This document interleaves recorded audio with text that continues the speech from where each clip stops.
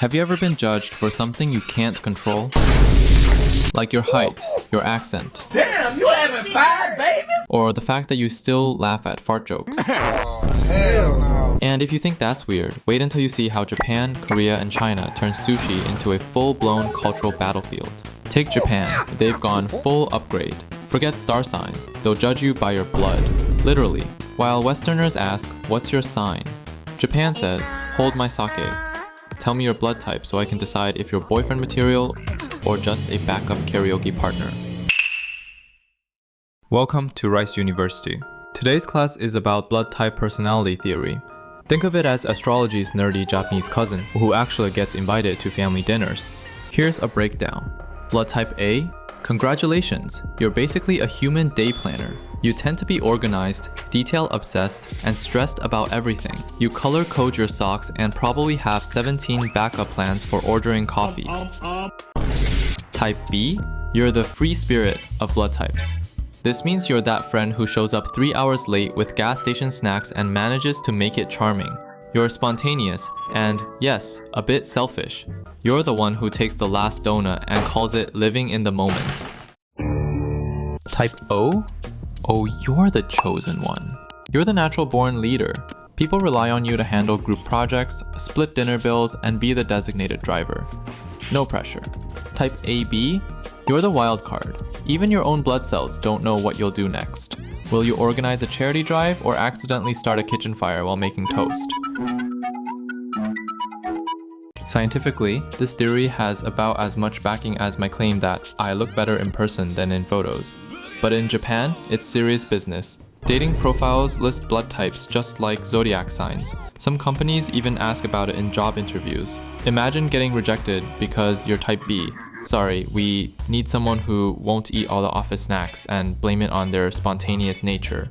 It got so serious they created the term burahara, or blood type harassment. People have been bullied, dumped, or fired over their blood type. Relationships have ended with lines like, I can't date you anymore, you're O positive, and I'm just not positive about this relationship. So next time someone judges you based on your blood type, just say, listen, my blood type doesn't define me, but my caffeine dependency absolutely does. Apparently, we've moved from judging people by the stars to judging them by their life force. But wait, if you think blood type judgment is intense, what happens when these three cultures actually face real conflict? Stick around, because things are about to get spicy. The way Japan, Korea, and China handle conflict is like 3 very different TV shows, and trust me, they're all worth watching for different reasons. Let me paint you a picture. You're at a sushi bar with friends from all 3 countries, and there's 1 piece of premium salmon left. What happens next? Buckle up, because you're about to witness 3 masterclasses in cultural communication. Your Japanese friend sees that salmon. They want it. You know they want it. Their eyes sparkled when they spotted it. But do they say anything? Nope. Instead, they'll give you the most polite smile known to humanity and whisper sweet lies to themselves. I didn't really need that salmon anyway, I'm totally fine. This is fine. Everything is fine. In Japan, saying no directly is like drop-kicking someone's grandmother. It's just not done. Instead, they've mastered what I call passive-aggressive martial arts. They'll tilt their head at a precise angle, let out the most diplomatic you've ever heard, and somehow the entire room just gets it.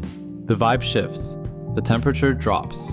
Everyone suddenly understands, oh snap, Tanaka-san is secretly plotting our demise. It's a masterclass in emotional strategy, brilliant and quietly exhausting.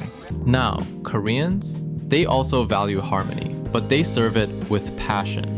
Your Korean friend spots that salmon disappearing into someone else's mouth. They won't scream or throw chopsticks, but you will witness something unforgettable. The Korean sigh. This is no ordinary exhale. You can feel the air change. It's like a thunderstorm rolling in, complete with dramatic timing. And then you hear it. That sound carries more emotional weight than a 3-hour soap finale. They avoid saying no directly, but the message lands in your bones. It'll stick with you. You might find yourself apologizing in your sleep for injuries you never caused. Then we have China. The Chinese don't have patience for sushi-related psychological warfare. If they want that salmon, they're grabbing it. End of story. If you complain, they'll look you dead in the eye. with someone's confidence and say, "What, you wanted it? Should have been faster, buddy." Don't call it rudeness outright. In many Chinese settings, being direct can be the most respectful choice. I trust you enough to tell you straight up that you're wrong, and I believe you can handle the truth. Saving face matters, but saving face doesn't mean tiptoeing around feelings like fragile paper. Sometimes, the kinder move is to just say what needs to be said.